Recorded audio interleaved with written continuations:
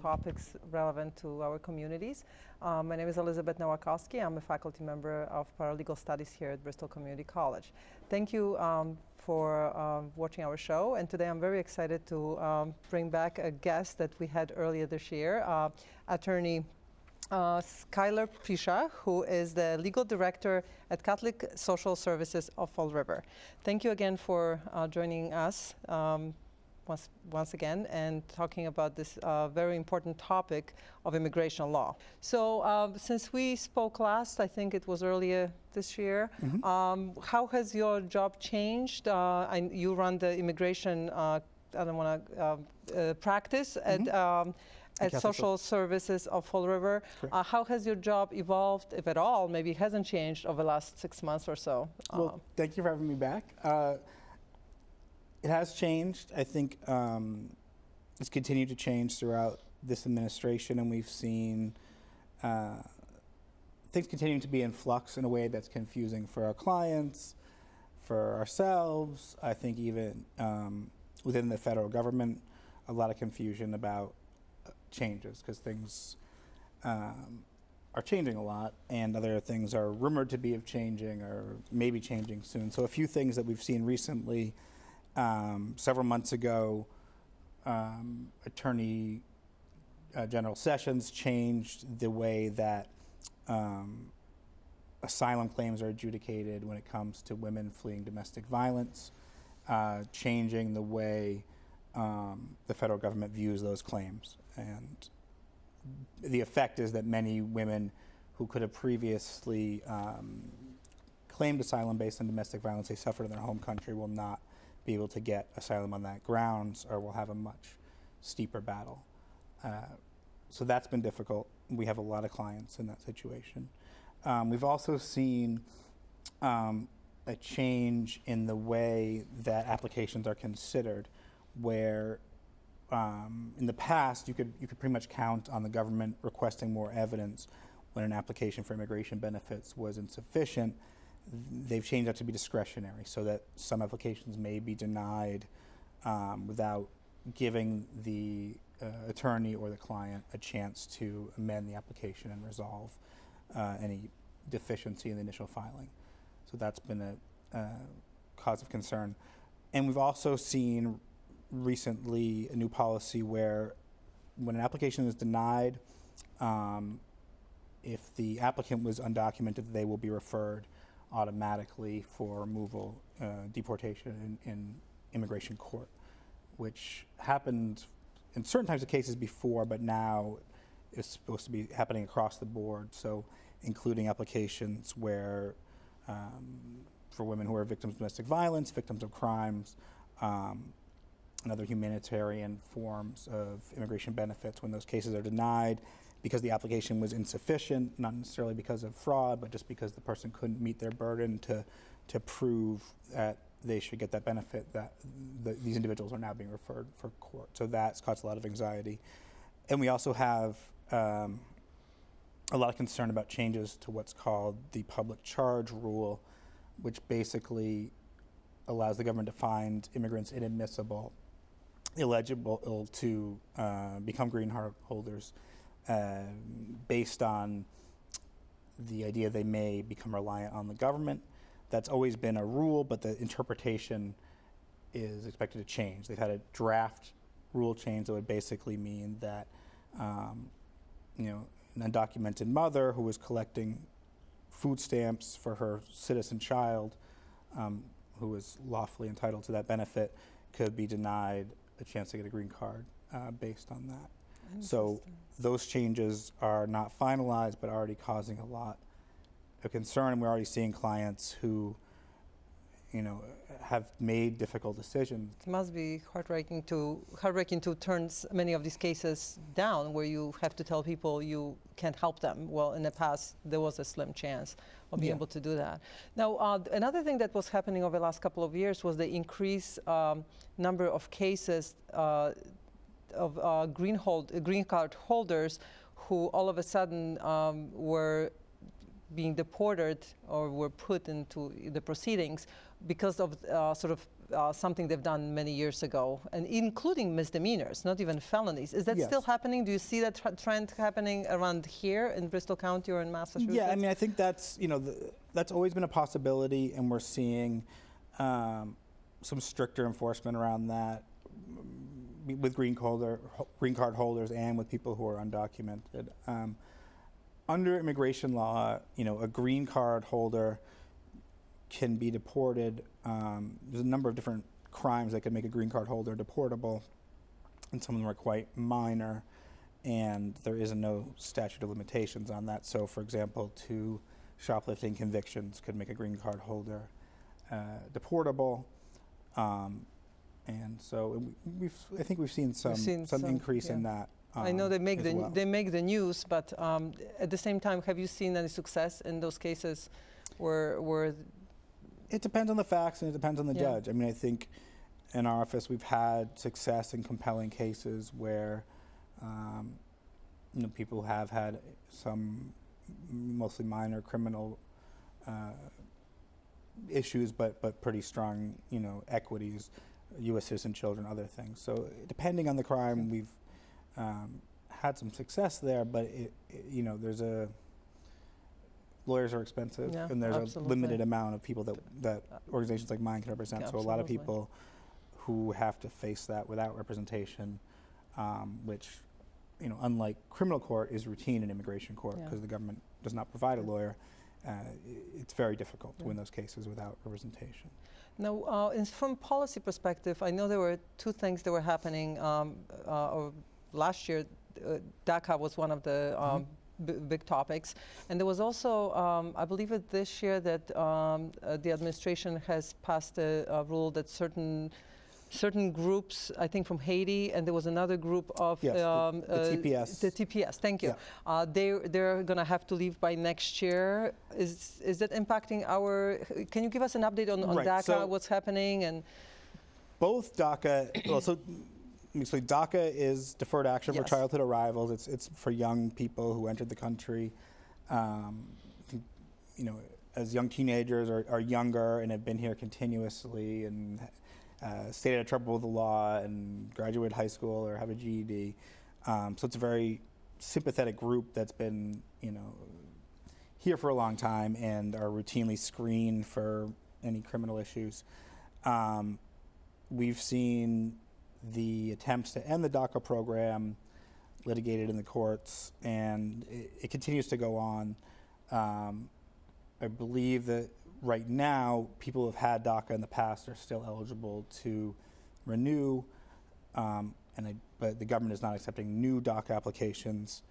I believe that the administration went to the Supreme Court to try to get the Supreme Court to make this decision on the lawfulness of DACA and of ending the DACA program, rather than have the case work its way up more slowly. But I don't know if that's been decided yet this go around. But it just continues to play out in the court, and we don't know. Everyone's just in limbo. TPS, it's a TPS, right? TPS. So temporary protected status is for people who, when the government basically decides that it's too dangerous for people to go back to their country because of a natural disaster or other thing something else that happened in the person's home country, they can grant TPS status to people. So, for example, recently, people who were in the United States, originally from Syria, were granted TPS status, so they wouldn't have to go back to Syria while the conflict was going on. It doesn't mean they get legal status, any kind of permanent legal status, but the idea is that it would be unconscionable for us to send people back into a situation that dangerous when they're in our country and they're currently safe. The Trump administration announced that they would be phasing out TPS for a number of countries, but Haiti, El Salvador, and Honduras are the most represented countries, especially El Salvador, I believe, and in Massachusetts we have a lot of Salvadoran people, a lot of Haitian people, and a lot of Honduran people, and many of these people who have TPS have families, U.S. citizen children. The programs, the Haiti TPS began in 2010. Salvador and Honduras were earlier. So the people who are in these programs have been in these programs for a long time. And they, every 2 years they get screened, every 18 months they get screened for criminal violations, they reapply, and they're authorized to work temporarily. And now the government's trying to pull the plug on that. That is also being litigated in court. And I know at least one of those TPS designations, there's an injunction now against the ending of the program. It's sort of troubling, I think, as much as I think that's right, and I'm grateful for it in this situation, because I think the motivations and the way the program was ended are very suspect. On the other hand, it's a problem where we're seeing things get very gummed up in the immigration system because everything ends up being litigated in federal court in a very slow process. So, for example, when Obama was a president, there was a tax made on his expansion of the DACA program, on his proposed DAPA program, and basically those who oppose those programs were effectively able to, wait out the clock and keep an injunction in place throughout the Obama presidency, and then a lot of the cases were withdrawn by the subsequent administration. So I think it's troubling. It's troubling when the courts through injunction are making decisions in so many things. TPS being one example of situations where you have parents who are undocumented, and as you mentioned, you often have children who are U.S. citizens. In those instances that you must have seen, Sure, where parents are, it gets to the court, immigration court, they have to be deported, and you have those well adjusted into the society kids, and especially if there are, not maybe younger kids are easier to adjust if they go somewhere else. Sure. But when you have those sort of older children who may not even know the language, does the court, how does this all play out, and what have you, how does it all look? I mean, that must be very traumatic. Do those families split ever? Well, I think frequently they do. I mean, I think, there are very narrow situations where having a U.S. citizen child can protect you from deportation. Very narrow, though, when you're undocumented. Okay. Generally, what would happen is the parent would be deported, and when you're deported, doesn't interfere with your parental rights. So basically, it's for that parent to make that difficult decision. Am I going to bring my U.S. citizen family members back to a country that may have no opportunity and be extremely unsafe, or am I going to leave my child in the care of a family member, or or a stranger, or a foster care system? It's a very tough choice for a parent to have to make. And I think often what I see people do is they separate from their children, and I see a lot of U.S. citizens, and sometimes other people as well, who they grow up their lives without their parents, and they speak to them on the phone, and they do what they can. Can those children ever sponsor those parents once they are deported, or no? It depends. It depends. It depends. Yeah. I'm sure it's a. It depends. Yeah, it depends what they were deported for, Yeah. what their history is. It depends, in some circumstances, how the child got their status, whether or not they were a citizen by birth, or if they petitioned for it in a certain way. Often they can, but that can't be done until the child is 21 or older. So and it when takes, they're not a child anymore, Yeah. and of course they'd love to have their parents back and reunite, but there's a lot as a parent you miss out on, and a lot that the child needs, obviously, before they're 21. Yeah. We spoke before the show. We spoke briefly about the cost of legal services and cost, how expensive it is. So this is an example where you want to sponsor someone, or for whatever the reason, whatever the immigration services are that you need, and how expensive it can be, and often various local communities end up relying on people who are not authorized to practice law. In many communities, they are referred to as notarios. I know Attorney General's for Massachusetts, Maura Healey, she has an advisory out there on her website, just advising residents of Massachusetts that it's, they should be careful because there's a fine line between, as we spoke about, between interpreting and giving legal advice. And it is a very fine line where, you may be just telling someone where to put, your name, but when it comes to, there could be some questions where it is really, the person may not reveal to the notario a very important fact, so there is not necessarily any intent, or maybe the notario may not be up to speed with the fast-changing environment that you just referred to. Everything is changing so quickly that not always will they have the most relevant. They may not have the most relevant information, and the risks must be pretty high for some of the people who are dealing with notarios or others who are not. Yeah, and I think what I spoke about before was we have with a new policy of the administration where an application that is denied will automatically represent in someone being referred to immigration court.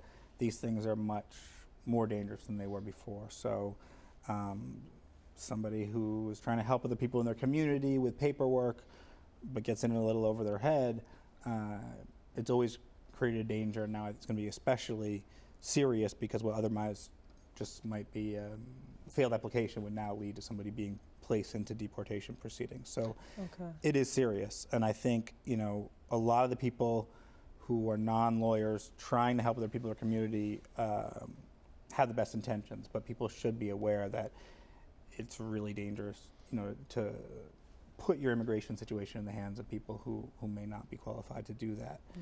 And some people do it with good intent, some people do it with poor intent, but I think it's important people are careful. On the other hand, I think that it's largely a problem of access where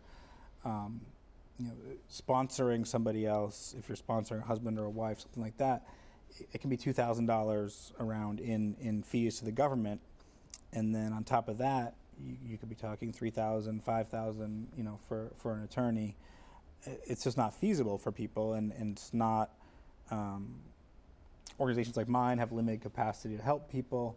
We can't take every case, and also there are many people who are above the poverty requirements that we have, but still find that kind of expense prohibitive. So people need to find other ways, and often they find the people in their community who may have good intentions or bad intentions and are not able to do that paperwork correctly, and it can have devastating effects on people. So I think it's people need to be really aware of it. On the other hand, I think some people I think are a little heavy-handed with just chastising these people they call notarios or whatever, because I do think that the real problem is that there's not access to actual lawyers for a lot of people in this situation. Absolutely, especially considering that many of them are just starting out in the country. Sure. There's a lot of in the news lately about what's happening south of the border. I haven't checked the news this morning. I don't know what the latest is, but I'm sure by the time this video is posted in a couple of days, the news is going to change. So I don't really want to cover current news because it's not going to be current tomorrow. But I still wanted to touch upon the topic of asylum. I know you mentioned, the law has changed recently when it comes to domestic violence victim. But generally, the process, is it harder to get asylum now than it used to? And how long does the process usually take? Just to make our audience aware. It is harder than it used to be. The government's made certain procedural changes, some changes in the case law. To say how long it takes is very difficult, because what's happened is the government is constantly switching what their priorities are in terms of which cases are being adjudicated. So if you apply for asylum, the rate at which your case is going to be heard depends on whether or not you're already in removal proceedings. It's going to depend on whether you're detained or whether you're not detained. and in what manner the government's processing the applications at that time. So typically, in the past, with what's called a affirmative application, when you apply for asylum affirmatively before being, caught by immigration, it would be first come, first serve. They switched that at a certain point to last in, first out, meaning the people who apply last are served first, and it's meant to discourage people from making frivolous applications with the intent of just staying in the country while the application is pending. So I have cases that we filed in 2014 that we still haven't been called in for an initial interview. I have some cases that have been litigated in court that are still open from 2007. I've also resolved cases in 11 months or so from when people arrive. So it really depends a lot on chance and when these things happened and what kind of priority you are and what the government's using for priorities. And the other thing the government's trying to do now is limit who's able to apply for asylum. So I think, again, it was blocked by injunction, but initially the Trump administration had said if you enter the country unlawfully and are caught, you can't apply for asylum. You have to apply for asylum at the port of entry, so at the border crossing. It seems clearly unlawful to make that requirement. The court is enjoining them from doing that. But the administration is encouraging people to apply at a border crossing, which in itself, I don't think there's anything wrong with that. It's safer for everybody if people apply at the port of entry for asylum. But I think the administration is sort of sandbagging people with the idea of just creating a long backlog and not doing things very efficiently. And for example, I think in this situation that's going on now at the Tijuana border crossing, they're doing something like 100 credible fear interviews a day. So a credible fear interview basically just determines if you have something that sounds like it could be an asylum case. Because if you don't, you can get turned away right there. If you do have something that meets, it's credible, doesn't mean you're going to get asylum, but it's like a probable cause kind of. Sort of like probable cause, right? You'll get to the next step where they'll actually entertain the case. At the border crossing, they're doing 90 to 100 of those interviews a day. So they're bringing the army down to the border at tremendous expense to do, it's unclear what, but they clearly don't have enough asylum officers down there. They don't have enough people doing these initial interviews. I mean, if the Fall River DMV can see several hundred people a day, I don't know why, they can't get some, do that at the border there. So it seems to me that they're purposely creating a backlog there, which I think is really, certainly not fair to the people who have legitimate asylum claims. Can someone, one of my students actually asked me this morning, I mentioned that I will be seeing you, we're going to chat this afternoon, and they asked me whether a person can apply for asylum in 2 different countries. So for example, if a person is right now in Mexico and they apply for asylum here, can they also apply for asylum in Canada, let's say? Is it feasible? Is it practical even? Practically impossible. Well, in general, there's talk now about having people wait in Mexico while their U.S. asylum claim is pending, which is not how things are typically done now. At this point, basically you're applying for U.S. asylum because you're present in the United States, and if you were to leave, your claim would be viewed as abandoned. So for example, if you had an open application for asylum and then you drove into Mexico, they'd say, well, you're in Mexico, you abandoned it. So maybe in that situation, I don't see why you couldn't, if the government was holding you in Mexico, maybe you could have 2 simultaneous asylum claims. Never heard of that. Yeah. Generally, it's not how it works. But I mean, I think where we've seen this come up is,